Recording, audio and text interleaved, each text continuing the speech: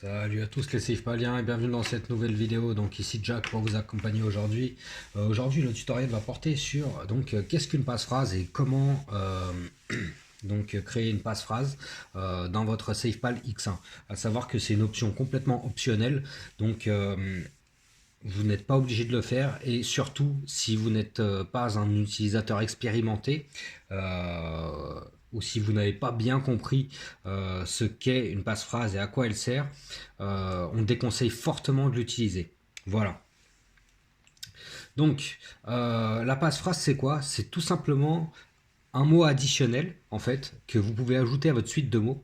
Comme vous le savez, vous avez votre suite de 12 mots. Donc voilà, vous avez une suite de 12 mots, ok, de 1 à 12. Ou bien de 24 mots, hein, c'est la même chose. Et donc, si vous créez un mot passe-phrase, ça vous créera donc, si vous avez une suite de 12 mots, ça vous créera donc un 13e mot à votre seed phrase. Et si vous avez 24 mots, bah vous l'avez compris, ça vous créera un 25e mot. Ok. Donc, ce qu'il faut savoir, qui est très important, c'est que la passe-phrase, vous et seul vous la connaissez, ok. Donc quand vous la créez, il faut absolument être sûr à 2000% que vous allez vous en rappeler. Pourquoi? Parce que si plus tard vous ne vous rappelez pas exactement de votre passe-phrase, donc du mot passe-phrase, d'accord, faut pas confondre passe-phrase et seed phrase, hein.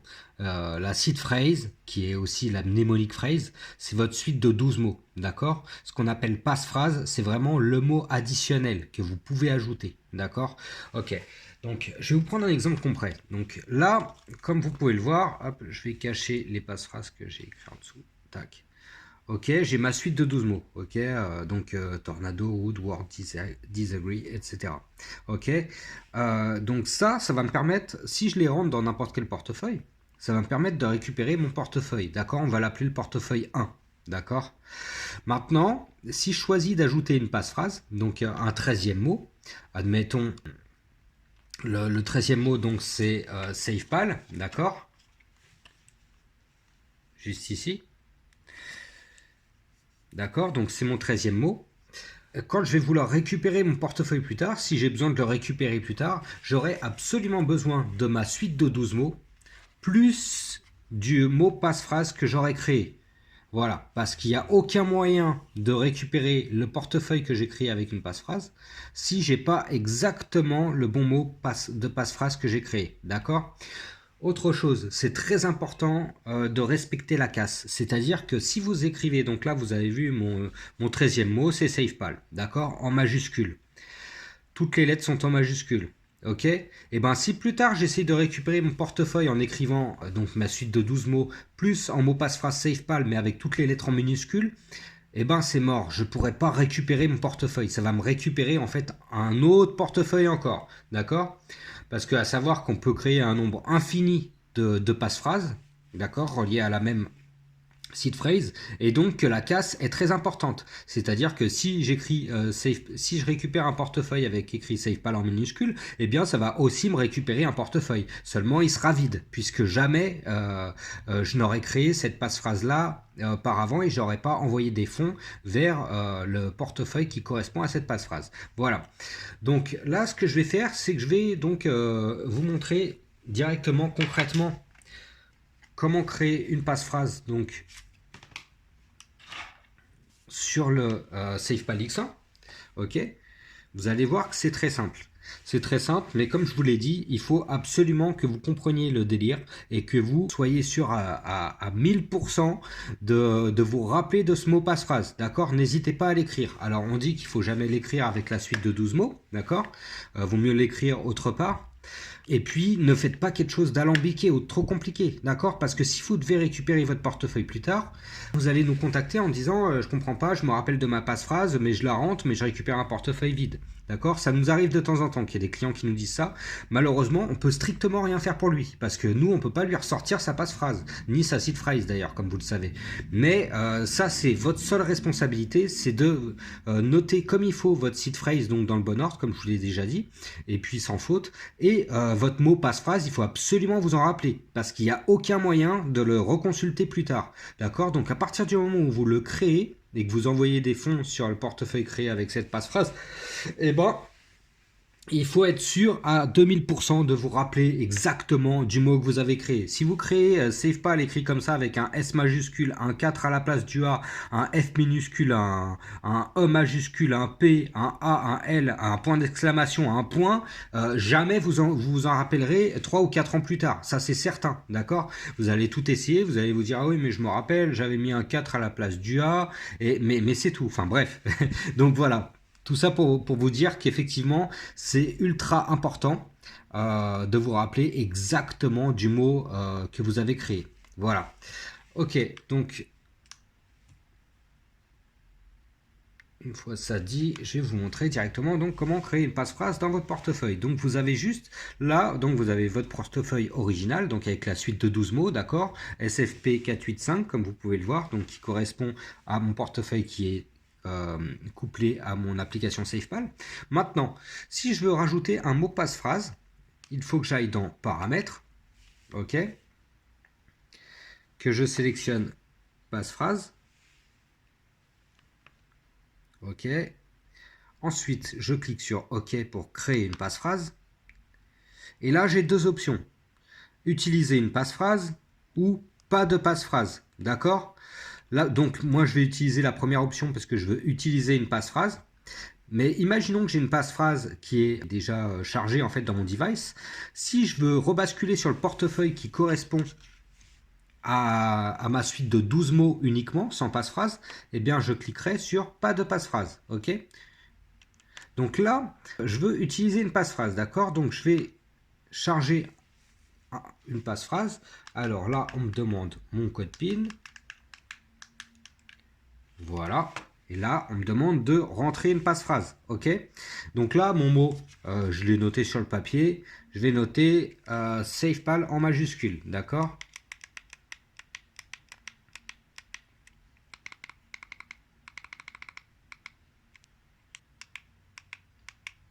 Voilà. SafePal en majuscule. Ok? Il n'y a pas de minuscule, il n'y a pas de chiffre ou de truc bizarre. Elle est aussi simple que ça. Je clique sur OK.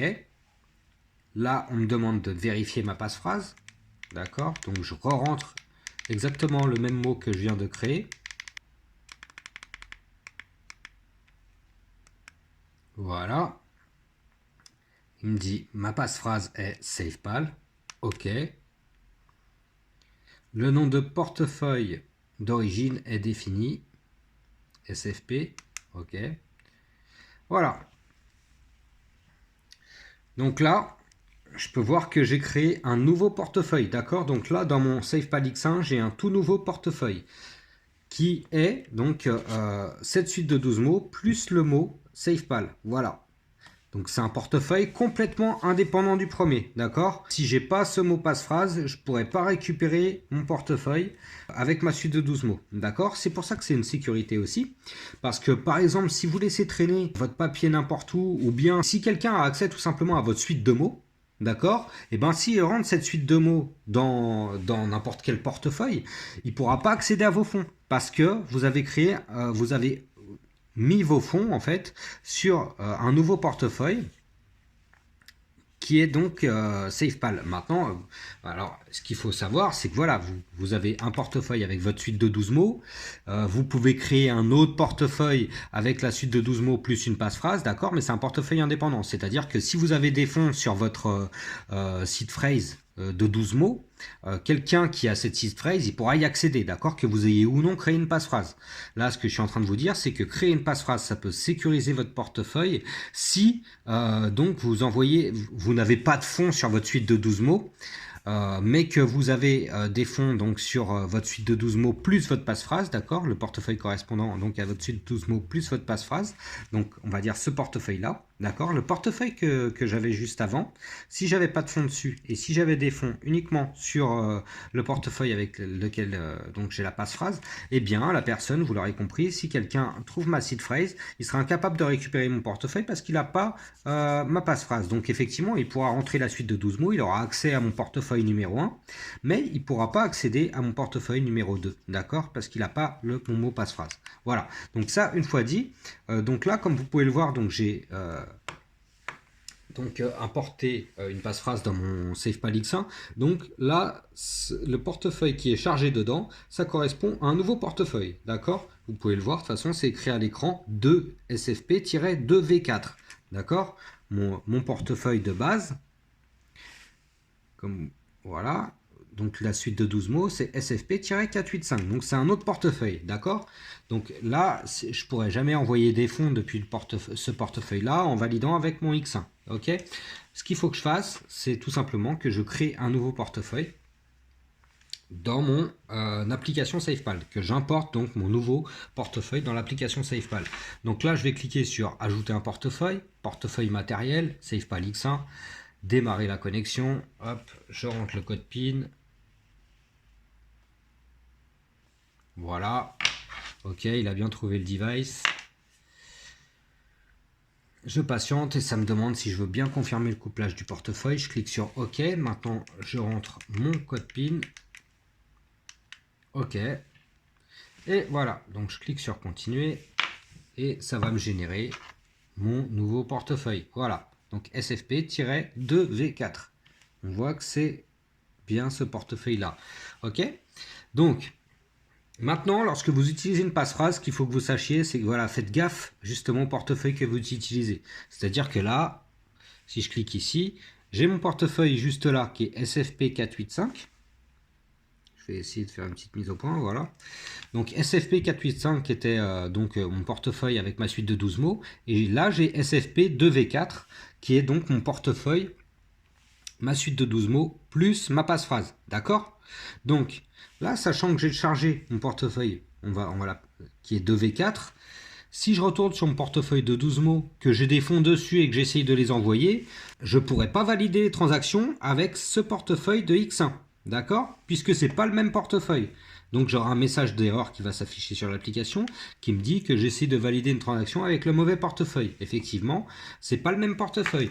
Donc, si je veux rebasculer à ce moment-là sur ma suite de 12 mots toute simple sans passphrase, d'accord, supprimer la passphrase de mon portefeuille, je vais aller sur paramètres dans mon SafePal X1, passphrase, créer une passphrase et ici je vais cliquer sur pas de passphrase. Ok, comme ça va supprimer la passphrase de ma suite de mots. Ok, donc là, il me demande de rentrer mon code PIN. Je rentre mon code PIN. Ok, c'est en train de me charger le nouveau wallet. Le nom du portefeuille d'origine est défini SFP. Ok, et voilà. Donc là, comme vous pouvez le voir, j'ai rebasculé sur mon portefeuille SFP-485, qui est donc mon portefeuille relatif à ma suite de 12 mots. Ok, voilà. Et inversement, c'est-à-dire que là, si j'essaye de valider donc les transactions de mon portefeuille de V4, eh ben ça ne sera pas possible, puisque là, mon portefeuille qui est dedans, c'est la suite de 12 mots. Donc si je veux basculer de l'un à l'autre, il faut que je retourne sur paramètres et que je refasse les étapes que je vous ai montrées juste avant. Voilà. À savoir que je peux créer donc une infinité de passe-phrases, d'accord ? Donc là, si je vais sur paramètres et que je crée une autre passphrase encore, un autre portefeuille sur ma même site phrase, il n'y a pas de souci, je retourne sur passphrase, créer une passphrase, utiliser une passphrase, je rentre mon code PIN, je refais exactement la même démarche que j'ai fait avant. Ok, il faudra juste pas oublier de bien créer un nouveau portefeuille, importer un nouveau portefeuille dans mon application SafePal, d'accord? Si je crée un nouveau portefeuille sur mon portefeuille X1. Voilà, donc ça fait beaucoup d'informations, mais finalement c'est pas si compliqué que ça. Maintenant, on vous le dit par expérience, c'est vraiment réservé aux utilisateurs expérimentés, d'accord? Si vous maîtrisez déjà bien votre site phrase, que vous comprenez les enjeux, que vous comprenez vos responsabilités, d'accord? Parce que il y a effectivement des utilisateurs qui viennent se plaindre au support en disant j'ai perdu ma site phrase ou bien ma passphrase, mais vous êtes en gros, ils pensent qu'on est une banque en fait finalement et qu'on stocke leurs fonds et qu'on a accès accès à leur compte et qu'on peut débloquer leurs fonds comme ça. Donc non, vous seul connaissez finalement votre suite de 12 mots et seul vous et vous seul être responsable de votre portefeuille décentralisé. D'accord? C'est pour ça qu'on crée un portefeuille décentralisé, c'est pour être notre propre banque et pour ne pas avoir de tiers qui s'occupent de nos comptes. D'accord? C'est la base même de la crypto-monnaie. Donc si on cherche à pas avoir de tiers qui interfèrent avec nos comptes, on est donc le seul responsable de nos actifs. Il faut donc être conscient des enjeux. Voilà. Si vous créez de toute façon votre seed phrase, voilà, il faut bien la stocker, être sûr à 100% que vous l'avez bien noté, donc toujours bien la vérifier au début quand vous créez votre portefeuille. Et puis pour la passphrase, c'est pareil. Vous voyez que on vous demande dans le device de l'entrer une fois, de la confirmer ensuite. Donc c'est aussi important, je pense, de le noter. Donc le notez pas, comme je vous ai dit, hein, le notez pas à la suite de votre suite de mots. Notez-le plutôt autre part. Parce que si quelqu'un tombe sur le papier, il pourra effectivement récupérer votre portefeuille parce qu'il aura votre suite de mots et puis la passphrase, d'accord? Voilà, bah c'est à peu près tout, hein. Donc dans la passphrase, vous pouvez aussi mettre des chiffres, donc vous pouvez très bien créer SafePal 2, enfin SafePal, vous pouvez rentrer n'importe quel mot, hein. Il y a des gens justement qui créent par exemple un mot passphrase par enfant. C'est-à-dire qu'ils savent qu'ils ont leur suite de 12 mots.